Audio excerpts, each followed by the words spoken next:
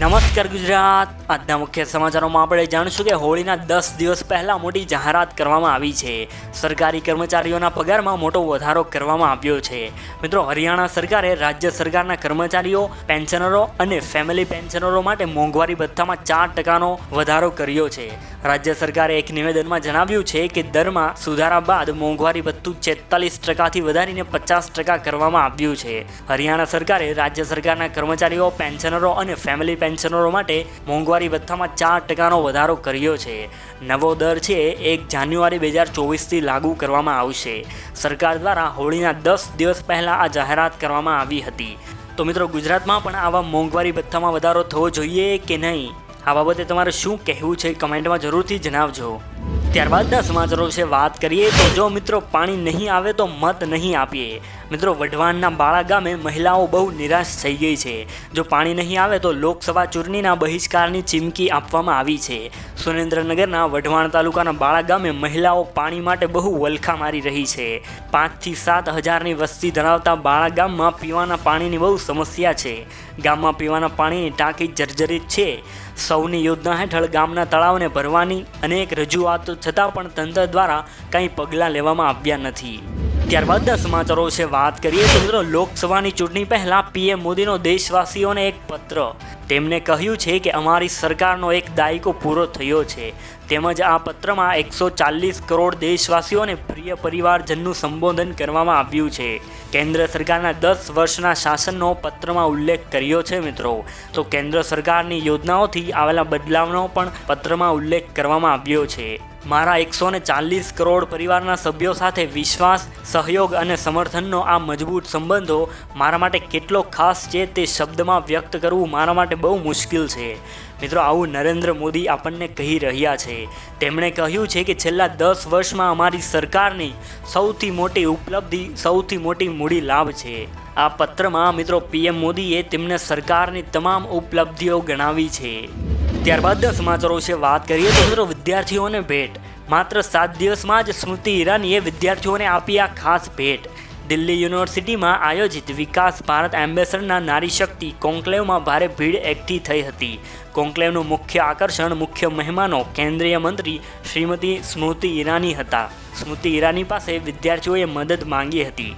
આ કાર્યક્રમનો પ્રતિસાદ એટલો જબરદસ્ત હતો કે 2047 સુધીમાં વિકસિત ભારતનું નિર્માણ કરવાના સમાન લક્ષ્ય હેઠળ વધારાના 3000 વિદ્યાર્થીઓને એક સાથે આવ્યા હતા। મિત્રો, આ કાર્યક્રમનો પ્રતિસાદ એટલો બધો જબરદસ્ત હતો કે 2047 સુધીમાં વિકસિત ભારતનું નિર્માણ કરવાના સમાન લક્ષ્ય હેઠળ વધારાના 3000 વિદ્યાર્થીઓ એક સાથે આવ્યા હતા। તો મિત્રો, રોજબરોજના આવા જ મહત્ત્વના સમાચાર જોવા માટે અત્યારે જ સબસ્ક્રાઇબ કરો અમારી પરોઢ યુટ્યુબ ચેનલ, જેથી કરીને આજના કામના અને મહત્ત્વના સમાચાર તમને મળી જાય। ત્યારબાદના સમાચારો વિશે વાત કરીએ તો મિત્રો, 11 વિકાસ કામોનું લોકાર્પણ કરવામાં આવશે। મિત્રો, કેન્દ્રીય ગૃહ અને સહકારિતા મંત્રી શ્રી અમિત શાહે આજે વિડીયો કોન્ફરન્સિંગ દ્વારા અમદાવાદ મ્યુનિસિપલ કોર્પોરેશન અને અમદાવાદ શહેરી વિકાસ સત્તામંડળ અને સાબરમતી રિવરફ્રન્ટ ડેવલપમેન્ટ કોર્પોરેશન લિમિટેડના વિવિધ વિકાસ કાર્યક્રમોનું ઉદ્ઘાટન અને શિલાન્યાસ કર્યો છે। આ પ્રસંગે મિત્રો શ્રી અમિત શાહે જણાવ્યું હતું કે આજે અમદાવાદ શહેરના ત્રણેય લોકસભા વિસ્તારોમાં ₹3000 કરોડથી વધુના 63 વિકાસ કામોનું લોકાર્પણ અને શિલાન્યાસ કરવામાં આવ્યો છે। તેમણે કહ્યું છે કે ગાંધીનગર લોકસભા મત વિસ્તારમાં ₹1800 કરોડના ખર્ચે 27, અમદાવાદ પૂર્વ લોકસભા મત વિસ્તારમાં 1040 કરોડના ખર્ચે 25 અને અમદાવાદ પશ્ચિમ લોકસભા વિસ્તારમાં ₹168 કરોડના ખર્ચે 11 વિકાસ કામોનું લોકાર્પણ અને શિલાન્યાસ કરવામાં આવ્યો છે। ત્યારબાદના સમાચારો વિશે વાત કરીએ તો મિત્રો, 1 એપ્રિલથી નવો નિયમ લાગુ થઈ જશે। જી હા મિત્રો, 1 એપ્રિલ 2025થી કારમાં રિયર સીટ બેલ્ટ અલાર્મ ફરજિયાત આવશે। જો પાછળની સીટ ઉપર બેઠેલા પેસેન્જરે બેલ્ટ પહેર્યો ન હોય તો ટૂંક સમયમાં જ કારમાં અલાર્મ વાગવા મળશે। કારણ કે 1 એપ્રિલ 2025થી દેશમાં વેચાતી તમામ કારમાં રિયર સીટ બેલ્ટ અલાર્મ લગાવવાનું ફરજિયાત કરવામાં આવ્યું છે। મિત્રો, આ માટે રોડ ટ્રાન્સપોર્ટ અને હાઈવે મંત્રાલય એટલે કે NHAIએ 15 માર્ચે ઓટો નિર્માતા કંપનીઓને આ સૂચના આપી છે। સીટ બેલ્ટ અલાર્મ એક બહુ જરૂરી સુવિધા છે। આ સેફ્ટી ફીચર કારમાં બેઠેલા મુસાફરોને સીટ બેલ્ટ પહેરવા માટે બીપિંગ અવાજ સાથે એલર્ટ કરે છે અને જ્યાં સુધી પેસેન્જર સીટ બેલ્ટ ન પહેરે ત્યાં સુધી આ અવાજ બંધ થતો નથી। એક સરકારી અધિકારીના જણાવ્યા અનુસાર નોટિફિકેશન માત્ર રિયર સીટ બેલ્ટ અલાર્મ માટે જ છે. આ સિવાય અન્ય કોઈ નવી જોગવાઈ કરવામાં આવી નથી. આથી મિત્રો 1 એપ્રિલ 2025થી બધી જ ફોર વ્હીલમાં આ સીટ બેલ્ટવાળો અલાર્મ લગાવવામાં આવશે અને તમે જ્યાં સુધી સીટ બેલ્ટ નહીં પહેરો ત્યાં સુધી તે અલાર્મ એમ જ વાગતો રહેશે. ત્યારબાદના સમાચારો વિશે વાત કરીએ તો મિત્રો LICએ પોતાના 1 લાખ કર્મચારીઓને હોળી પહેલા મોટી ભેટ આપી છે. તેના પગારમાં મોટો વધારો કર્યો છે. LIC કંપની દર 5 વર્ષે પોતાના કર્મચારી માટે તેના પગારમાં વધારો કરે છે. આ કંપની દ્વારા જાણકારી અપાઈ છે, જે અંતર્ગત ભારત સરકારે LICના કર્મચારીઓના પગાર વધારા માટે મંજૂરી આપી છે. આનાથી મિત્રો 1,10,000 કર્મચારીને ફાયદો થવા પાત્ર છે. જાણકારી અનુસાર કર્મચારીના પગારમાં 17% વધારો થયો છે. સાથે જ મિત્રો LICએ પેન્શનવાળા લોકો માટે પણ તેનું પેન્શન વધારવા માટે જાહેરાત કરી છે. જી હા મિત્રો, 30,000 પેન્શન લેતા લોકોને આનો ફાયદો મળશે. ત્યારબાદના સમાચારો વિશે વાત કરીએ તો મિત્રો આંધ્રપ્રદેશના એક યુવકે સૌથી નાનું વોશિંગ મશીન બનાવ્યું છે. આની વોશિંગ મશીનની લંબાઈ ખાલી 1.4 ઇંચની જ છે. આનું નામ ગિનીસ બુક ઓફ વર્લ્ડ રેકોર્ડમાં પણ આવ્યું છે. આ વોશિંગ મશીન બેટરીથી ચાલે છે અને એમાં કપડાં ધોઈને પણ તેણે ચેક કર્યા છે. તો મિત્રો આવો જ એક અવનવો પ્રયાસ આંધ્રપ્રદેશના યુવક દ્વારા કરવામાં આવ્યો છે. ત્યારબાદના સમાચારો વિશે વાત કરીએ તો મિત્રો ખેડૂતો માટે ખુશખબર સામે આવ્યા છે. મુખ્યમંત્રીએ જાહેરાત કરી છે કે ખેડૂતોના 1,60,000 દેવા ઉપર સ્ટેમ્પ શુલ્ક માફ કરવાની જાહેરાત કરવામાં આવી છે. તેમજ મિત્રો મહારાષ્ટ્રના મુખ્યમંત્રીએ કીધું છે કે ખેડૂતો છે એ સૌના છે તેમજ સરકારના પણ છે. આથી મહારાષ્ટ્રના મુખ્યમંત્રી દ્વારા આ મહત્વનો નિર્ણય લેવામાં આવ્યો છે. તો મિત્રો આવો જ નિર્ણય આપણા ગુજરાતના ખેડૂતો માટે પણ લેવાવો જોઈએ કે નહીં, ખાસ કરીને તમે કમેન્ટમાં જરૂરથી જણાવજો. ત્યારબાદના સમાચારો વિશે વાત કરીએ તો મિત્રો પિતાના અંતિમ સંસ્કાર પતાવીને પરીક્ષા આપવા પહોંચી ગયા ભાઈ બહેન. જી હા મિત્રો, અડાજણ વિસ્તારમાં રહેતી કશિશ પ્રકાશભાઈ કદમ અને તેનો ભાઈ ધ્રુવ પ્રકાશભાઈ કદમ ધોરણ 10 અને 12ની બોર્ડની પરીક્ષા આપી રહ્યા છે. બંને ભાઈ બહેનની જીવનની મહત્વની પરીક્ષા ચાલી રહી છે. ગત મોડી રાત્રે 11:30 વાગ્યાની આસપાસ તેમના પિતા પ્રકાશભાઈ કદમનું અચાનક નિધન થઈ ગયું હતું. આથી પિતાને ગુમાવ્યાના દુઃખમાં બંને ભાઈ બહેન હતા. બંને માટે કારકિર્દી અને પારિવારિક સંબંધની લાગણીને બેવડી પરીક્ષા હતી. પોતાના પિતાના સપનાને પૂર્ણ કરવા ભાઈ બહેન પિતાની અંતિમ વિધિ પૂર્ણ થયા બાદ પરીક્ષા સેન્ટર ઉપર પરીક્ષા આપવા પહોંચી ગયા હતા. ત્યારબાદના સમાચારો વિશે વાત કરીએ તો મિત્રો પ્રાકૃતિક ખેતીથી બચત. ગુજરાતમાં 9 લાખ ખેડૂતોએ પ્રાકૃતિક ખેતી કરીને 1337.92 કરોડની બચત કરી છે. તેમણે રાસાયણિક ખાતરનો વપરાશ બંધ કરતાં 3 લાખ મેટ્રિક ટન ખાતરનો ઘટાડો થયો છે. 2025 સુધીમાં 20 લાખ ખેડૂતો અને 5 વર્ષમાં 100% ખેડૂતો પરિવર્તન કરે તે માટે જિલ્લા કલેક્ટરો અને જિલ્લા વિકાસ અધિકારીઓને રાજ્યપાલ આચાર્ય દેવવ્રતે વાત કરી છે. રાજ્યપાલે કહ્યું હતું કે PM નરેન્દ્ર મોદી પ્રાકૃતિક ખેતીને વિશેષ પ્રાધાન્ય આપી રહ્યા છે. રાસાયણિક ખાતરનો ઉપયોગ ઘટે અને ખેડૂતોની આવક બમણી થાય એટલું જ નહીં, ધરતીની ફળદ્રુપતા જળવાઈ રહે તે માટે સતત ચિંતિત છે તેઓ. તેમના વિચારોને તાકાત આપવા આપણે પૂરેપૂરી પ્રામાણિકતા અને કર્તવ્ય ભાવનાથી આ કામમાં જોડાઈએ. ત્યારબાદના સમાચારો છે વાત કરીએ તો મહિલાઓને 8 લાખનો ફાયદો કરાવશે આ સરકારની યોજના. તેમજ 15,000 રૂપિયા પગાર પણ મળશે. કેન્દ્ર સરકાર મહિલા ખેડૂતો માટે આ ખાસ યોજના લઈને આવી છે. આ યોજનાથી મહિલાઓને 8 લાખ રૂપિયાનો સીધો ફાયદો થશે. આ સિવાય મિત્રો આવકમાં પણ અલગથી વધારો થશે. ગુજરાતમાં પણ મહિલા ડ્રોન દીદીનો પ્રોજેક્ટ અત્યારે અમલમાં છે. સરકાર દરેક ક્ષેત્રમાં મહિલાઓને સમાન તકો આપવાનો પ્રયાસ કરી રહી છે.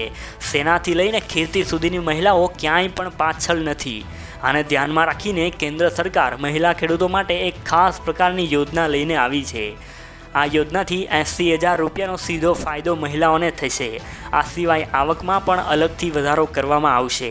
આગામી મહિનાથી જ આયોજન પ્રક્રિયા શરૂ થઈ જશે. ત્યારબાદના સમાચારો છે વાત કરીએ તો મિત્રો નોકરીની તક.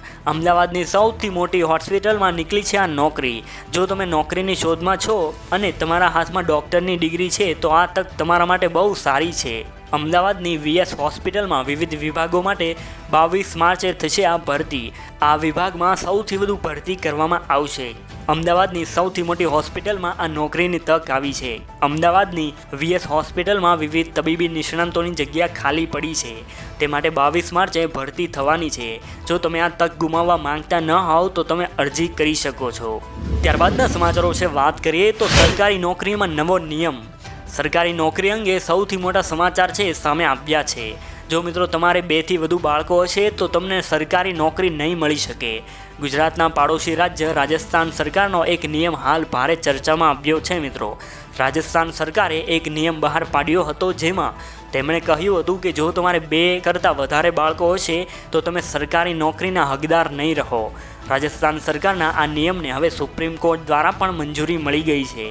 જો તમે સરકારી નોકરીની તૈયારી કરી રહ્યા છો અને તમારી પાસે 2 થી વધુ બાળકો છે તો આ સમાચાર તમારા માટે બહુ મોટો આંચકો છે. સુપ્રીમ કોર્ટે રાજસ્થાન સરકારના આ નિયમને મંજૂરી પણ આપી દીધી છે. આથી મિત્રો તમારે જો 2 થી વધારે બાળકો હશે તો તમને સરકારી નોકરી નહીં મળી શકે. ત્યારબાદના સમાચારો વિશે વાત કરીએ તો મિત્રો ચૂંટણીને લઈને મહત્વના સમાચાર સામે આવ્યા છે. મિત્રો 19 એપ્રિલથી ચૂંટણીની શરૂઆત થશે. લોકસભાની ચૂંટણી 2024ને વિપક્ષી ભારત ગઠબંધન અને ભારતીય જનતા પાર્ટીના નેતૃત્વ હેઠળ એનડીએ ગઠબંધન વચ્ચેની સ્પર્ધા તરીકે જોવામાં આવી રહી છે. લોકસભાની સાથે સાથે ગુજરાતની 26 બેઠકો ઉપર 7 મે મતદાન કરવામાં આવશે. ત્રીજા તબક્કામાં યોજાશે ગુજરાતનું મતદાન.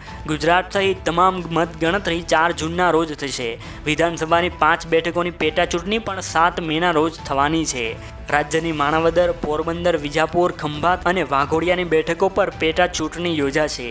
લોકસભાની ચૂંટણીનું પ્રથમ તબક્કાનું મતદાન છે એ 19 એપ્રિલે યોજાશે. તેમજ લોકસભાની ચૂંટણીનું બીજા તબક્કાનું મતદાન છે એ 26 એપ્રિલે યોજાશે. તો લોકસભાની ચૂંટણીનું ત્રીજા તબક્કાનું મતદાન 7 મે યોજાશે. તેમજ 4 જૂને ચૂંટણીનું પરિણામ આવી જશે.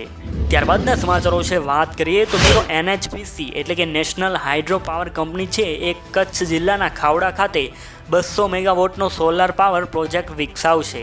જી હા મિત્રો, આ પ્રોજેક્ટ ચાલુ થયાના પ્રથમ વર્ષમાં લગભગ 473 મિલિયન યુનિટ વીજળીનું ઉત્પાદન કરશે અને 25 વર્ષના સમયગાળામાં પ્રોજેક્ટમાંથી સંચિત ઉર્જા ઉત્પાદન લગભગ 10,850 મિલિયન યુનિટ કરવામાં આવશે.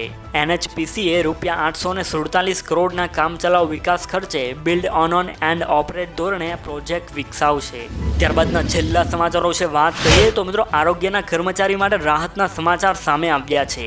લોકસભાની ચૂંટણી પહેલાં આરોગ્ય કર્મી માટે સારા સમાચાર છે. સરકારે નેશનલ હેલ્થ મિશનના કરાર આધારિત 26,000થી વધુ કર્મચારીઓના પગારમાં 25% વધારો કર્યો છે. જી હા મિત્રો, મુખ્યમંત્રી ભૂપેન્દ્ર પટેલ અને આરોગ્ય મંત્રીના માર્ગદર્શન હેઠળ રાજ્ય સરકારે નેશનલ હેલ્થ મિશન NHM હેઠળ કાર્યરત કરાર આધારિત આરોગ્ય કર્મીઓના પગારમાં 25% વધારો કરવાનો નિર્ણય કર્યો છે. આથી આ આરોગ્યના કર્મચારી માટે સારા સમાચાર ગણી શકાય છે. તો મિત્રો આજના સમાચારોમાં બસ આટલું જ. મળીએ કાલે નવા સમાચાર સાથે. ધન્યવાદ.